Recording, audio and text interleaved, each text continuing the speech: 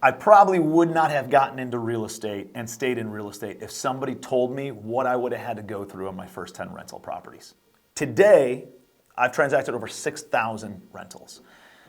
Sometimes it's hard to see that far in advance though, and it's almost difficult to conceptualize what that's like. So this video is about lessons learned in the first 10 rentals that I ever purchased. They were big lessons. Every single one of them could have put me out of business and probably should have put me out of business, but I was too dumb to go out of business. So the first property that I ever purchased as a rental was actually my primary residence, and I house hacked it. House hacking is a great strategy, especially if you're first getting started and if you don't have a spouse and kids and the need for specific privacy necessarily. House hack. So that's what I did with my first home. I bought it and it was a 3-bedroom, 2.5 bath home. I lived in one unit and I had 2 of my buddies come in and pay me $500 a month for the other 2 units. That $500 per each of my buddies who lived with me paid for the vast majority of the mortgage. So my share was only about $400 a month. My buddies were able to not need to commit long-term to buying their own properties. They were able to come and live with me. We had awesome times, great memories in that house, and their rent that they paid was below market versus anywhere else that they could have lived, and helped me pay down my principal balance on my mortgage. And so we did that for about 3 years before I ended up selling the property on a seller financed note. So the lesson on this first deal that I ever purchased was a positive one. Right? Turning a liability, something that usually takes money out of your pocket, into an asset, something that could put money into your pocket and lower your overall cost of living. Since then, I've house hacked my office, right? Where I bought this beautiful mansion and we use a couple of the units, there's a total of 9 units. We use 2 of the units for our own businesses and we rent out the other 7 units to other businesses. So it allows us to now own the property and the rents from those other businesses pay for the mortgage on the property and give us free space for our office. This is something that you can do whether it's for your own residential living space or for your own business. So my first real rental property I purchased was something that was listed, I think it was like on Craigslist is where I sourced it. And the seller was willing to offer seller financing. So what that means is they act as the lender. I don't have to go to the bank and get a new mortgage. The seller, who owned the property free and clear, could just create a note and a mortgage and be listed as additional insured on the insurance and be the bank. They were willing to hold back paper or seller finance a portion of the sale price if I could bring a certain amount of down payment. And for this property, I bought it for $50,000. The seller was willing to carry back $32,000 in a seller finance note at 4% on a 30-year amortization schedule. So the payments on that were minimal. Then I needed to bring a down payment. I had gone out to some real estate networking events. One of my mentors who knew this lady who had some money in her self-directed retirement account. So I borrowed $25,000 from this woman's self-directed retirement account, and she had a first lien position, the first mortgage position on the property. Then the seller's $32,000 was stacked behind that in a second mortgage position. So if you add those 2 up, that adds up to $57,000. Now this property was already rented. There was a tenant paying $550 a month in the front unit and another tenant paying $550 a month in the back unit. So it was a total of $1,100 a month in total rents that were coming in. The monthly operating expenses on this, all in all, gave me a cash flowing asset of about $600 a month. And going back to the, hey, you borrowed $57,000 and it was only a $50,000 purchase price. Yeah, it covered the entire purchase price using none of my own money, none of my own credit, and I walked away from closing with a $6,000 check after closing costs. $6,000 of loan proceeds that went in my pocket, which is not taxable, and a cash flowing property of $600 a month. That property kicked my butt in a lot of other ways, but the big lesson learned here is I don't need to use my own money, and you don't need to use your own money either. There are hard money lenders, private money lenders who are looking for better options than the volatility in the stock market, who would love to deploy capital in your deals. The other thing is, a lot of the sellers out there, especially on rental properties, got into buying rental properties because they wanted residual income.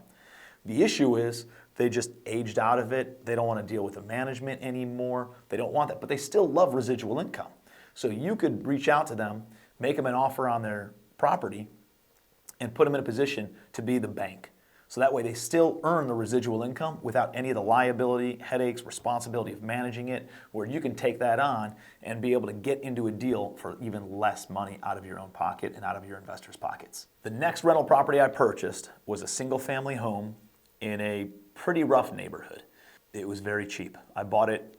It was a bank-owned property that we were able to buy for like, I think it was like $15,000 or $20,000 back in the day when there were bank-owned properties all over. And this was in a tough neighborhood. And I had to figure out and learn new things about construction management, and dealing with contractors.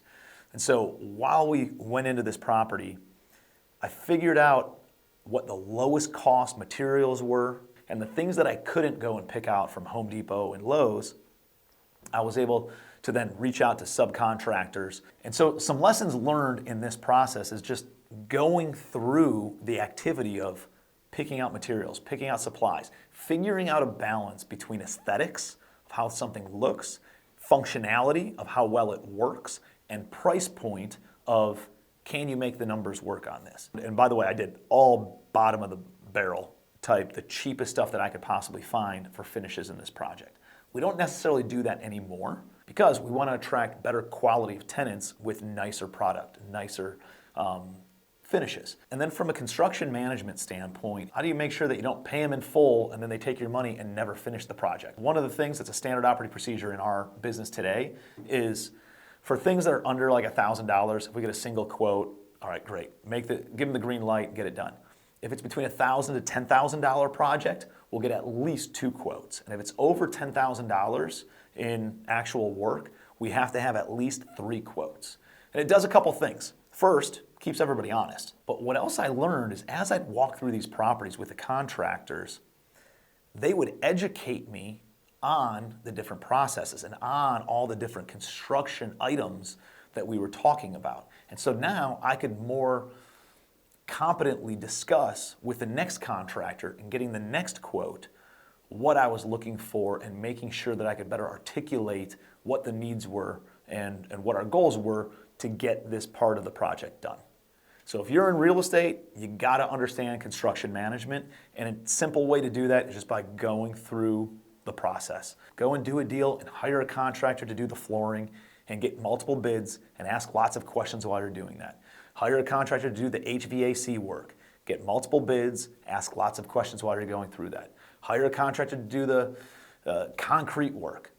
Get multiple bids and ask lots of questions while you're going through that process. And as you go through the process, you're going to learn a lot more, you're going to retain a lot more information, and better manage contractors and subs throughout your career in real estate. Now, the next property I purchased wasn't a single property. It was actually a package of 5 homes, all on the same street, kind of in a row and across the street from each other. I was trying to play Monopoly in real life. And these properties were in decent shape. They were all vacant when I bought them. They were all bank-owned, and so they were winterized, which means they remove all the water from the pipes and the electrics turned off, and I had to go through that entire process in order to have that stuff turned back on, which isn't that big of a deal. They were all either 2-bedroom or 3-bedroom homes, very simple, little fenced-in yards, kind of a C-class neighborhood. And a big lesson learned in renting out these properties that I wish I would have known before I ever started buying rentals was the importance of screening tenants. Because I was the guy where if somebody had first month rent and security deposit and they wanted to rent my space, I would rent to them immediately. There was no screening process. I took a picture of their license and I thought I was doing what I needed to do there, but I didn't run background checks, I didn't run credit checks, I didn't verify income. All it was, oh, if you have the money, you're in my unit. And I leased out all these houses based on that. Here's what happened.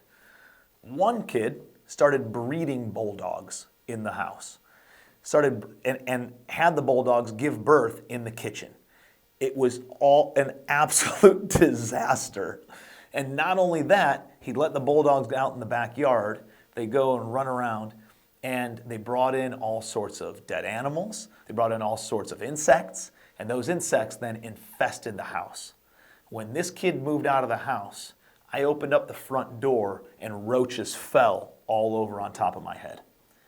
And I went through, I opened up the stove, there were roaches all over. The house was riddled. I found a exterminator. He came out, he had to fumigate the entire house 3 times over the course of a couple of months before anybody could move in because it was that infested with roaches. Another guy was kind of like somebody I met through a networking group who needed a short-term space to just put all of his stuff and while he was kind of in transition between homes.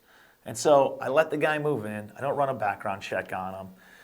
He's got first month rent and security deposit. He pays for 2 months, stops paying. This is like, not a buddy, but it's somebody that I know and we have mutual connections with. And I was like, dude, what are you doing here, man? Like I helped you out in this situation. I didn't run a background check. You know, I don't even think I got his license to like file a formal eviction on him. And so I had to get kind of street with this guy and be like, dude, I need your shit out of my house by this weekend. Otherwise, my guys are going to come and move it out for you and just move it all to the street. He ended up getting all of his stuff. It didn't have to get ugly. But it's like, even when you're renting to a friend, make sure that you're running a background check. Make sure that you're checking their credit. Make sure that they have income to pay rent. And the final one I'll end with as far as this property, this portfolio goes, was husband, wife, had jobs, they were working, but they had a couple of kids. And the kids were grown and they didn't have jobs and they did a lot of drugs and they had a lot of parties and they always had people over and they were always causing issues with the house to the point where they stopped paying rent. The parents, kind of were gone, kind of left the house to their kids. Kids weren't paying rent. I had to file an eviction. We go through the eviction process, and the way it worked back then was the police would allow us into the property and just open the door and make sure that they were in the process of moving everything out.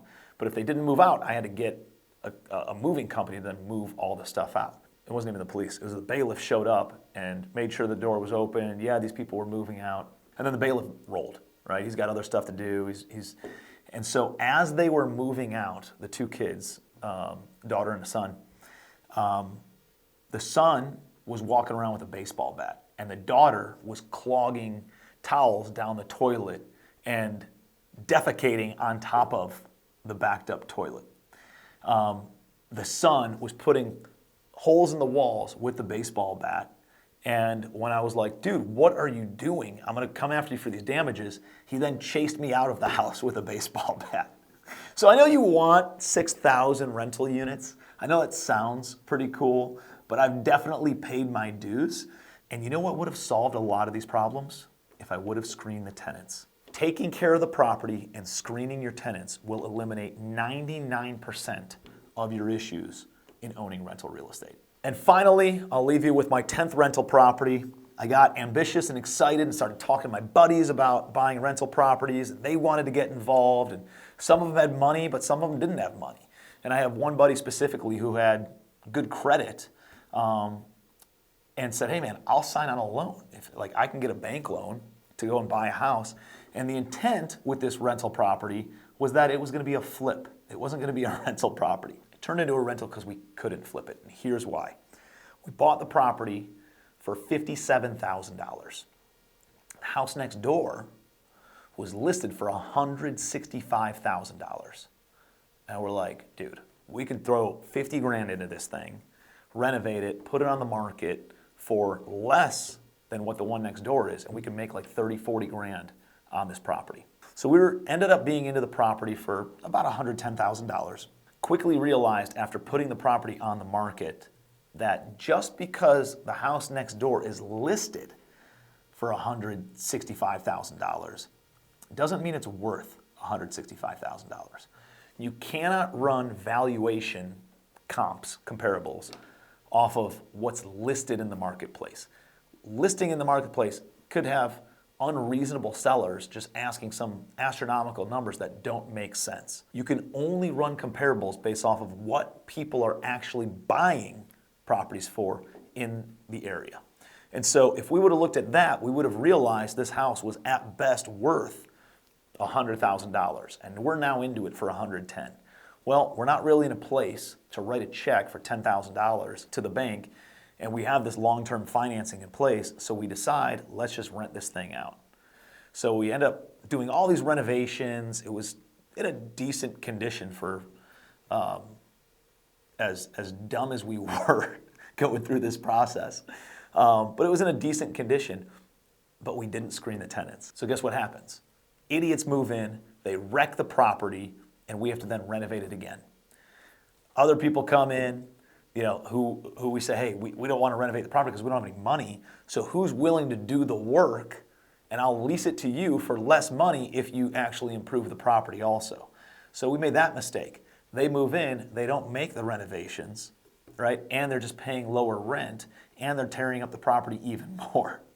So we went through this cycle for several years until we got to a point where we could list the property and sell it. And I think we wrote a check for maybe $3,000 or $4,000 to get rid of it, which seemed like an absolute win at the time. We couldn't get rid of it fast enough. Clear his credit. He never did another real estate deal again, by the way. And me, I learned some of the lessons on valuing properties. I learned how to better handle contractors and how to better screen my tenants. Lots of lessons learned in that one. So that was early on in my career, some of the lessons learned. And we've learned many, many more over the past 6,000 doors that we've acquired. So you learned about turning liabilities into assets. You learned about creative financing. You learned about construction management. You learned about screening tenants. And you learned about property valuation in this video. We're diving deep into each one of these as case studies. Check out the playlist. We've got them all here for you. You can learn even more as more lessons are shared as I go even deeper into each one of these different projects. So I appreciate you being here. Until next time, be your best.